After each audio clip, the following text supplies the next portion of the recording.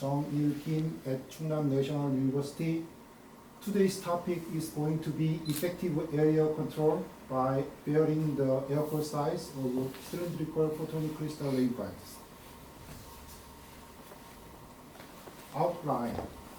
First, I'm going to talk about the introduction of photonic crystal structures. Then I'm going to introduce proposed cylindrical photonic crystal waveguides and analysis for guiding characteristics of the air core photonic crystal waveguides and vector wave FDTD and FDM algorithms and electromagnetic field solutions, including effective area, then results and conclusions. Photonic crystal structures. Actually, crystal is defined as a periodic arrangement of atoms or molecules. Here, the photonic crystal structure has repeat periods on the order of micrometer.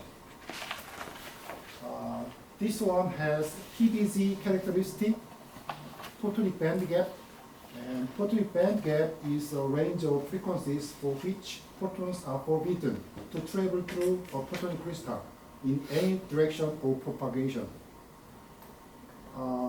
Based on this PBZ characteristic, there are a lot of applications such as optical communications, high power operation as in laser and solar cell and sensors. Because of those good characteristics, there are very active interdisciplinary researches from around year 2000. This slide shows the structure of cylindrical photonic crystal waveguides. The left one is the proposed photonic crystal waveguides. This one has low index score, so it is also called air core photonic crystal waveguide. Right figure shows demonstrate the top view for the regular photonic crystal waveguide.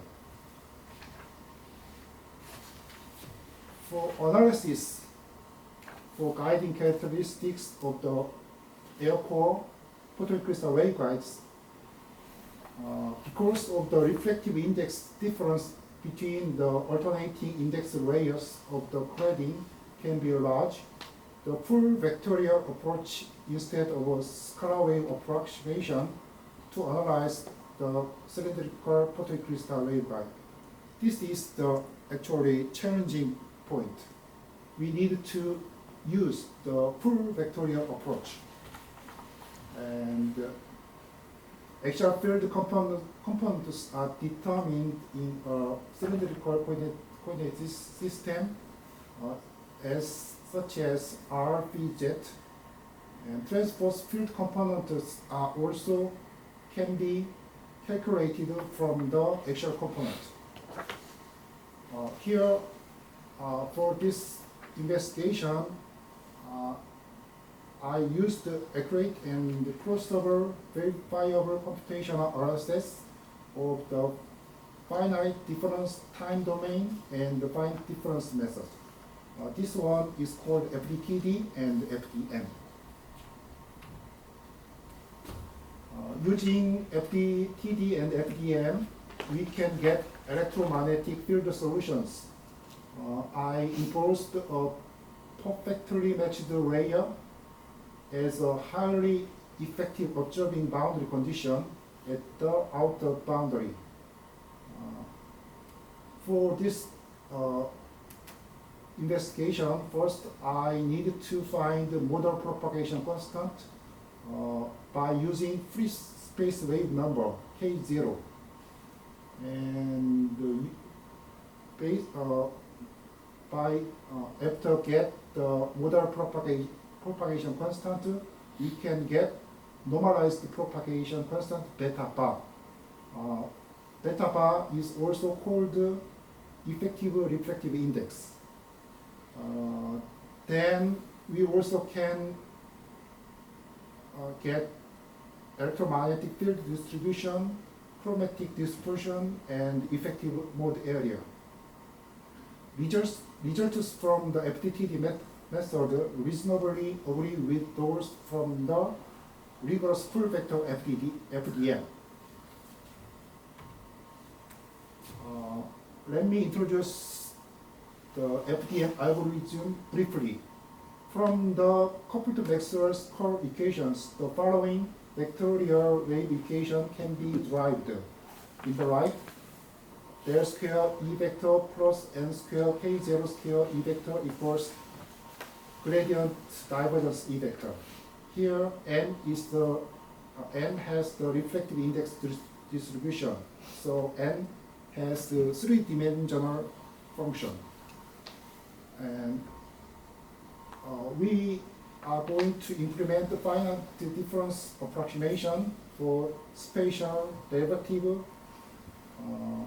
For more accurate computational analysis, we need to increase the number of cells by considering the computer speed and memory RAM capacity.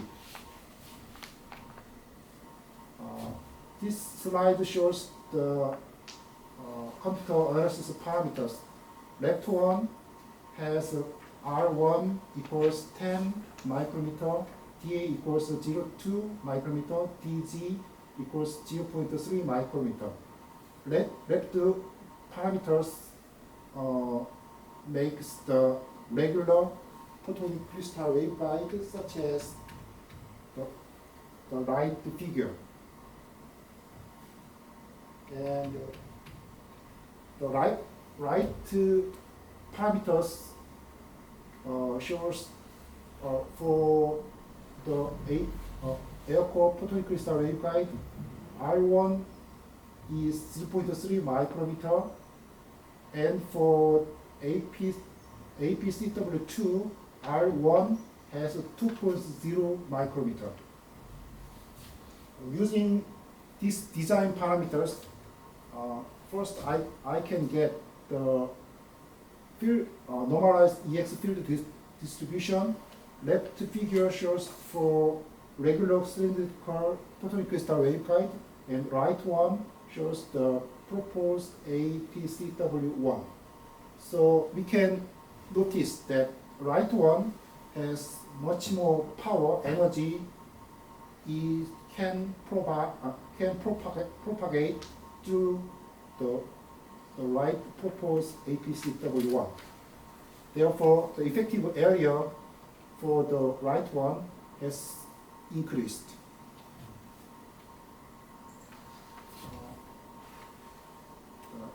This figure shows comparison of effective refractive indices for the fundamental model. The blue curve is for regular photonic crystal waveguide, and the green and the red curves for the proposed air-core photonic crystal waveguide.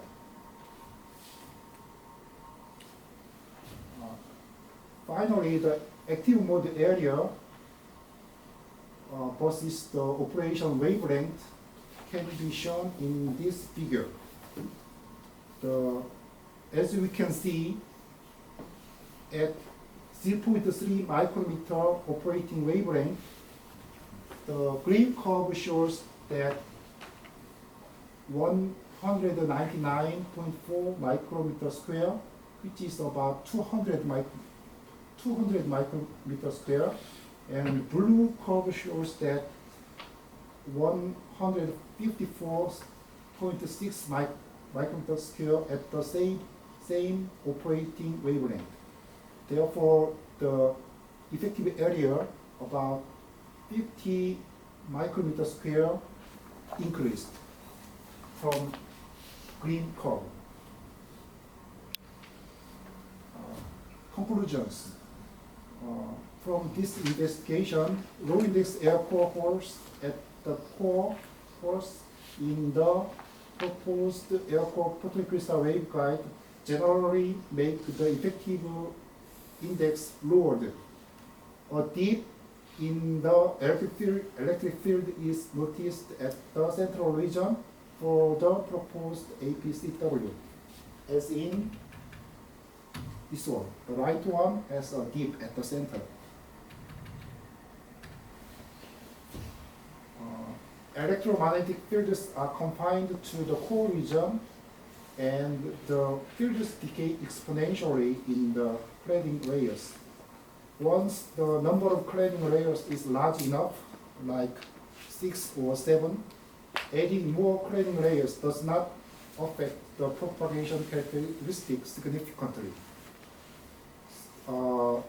Therefore, changing the core hole size provides a decent way to control the effective mode area. Thank you. If you have any questions, please let me know.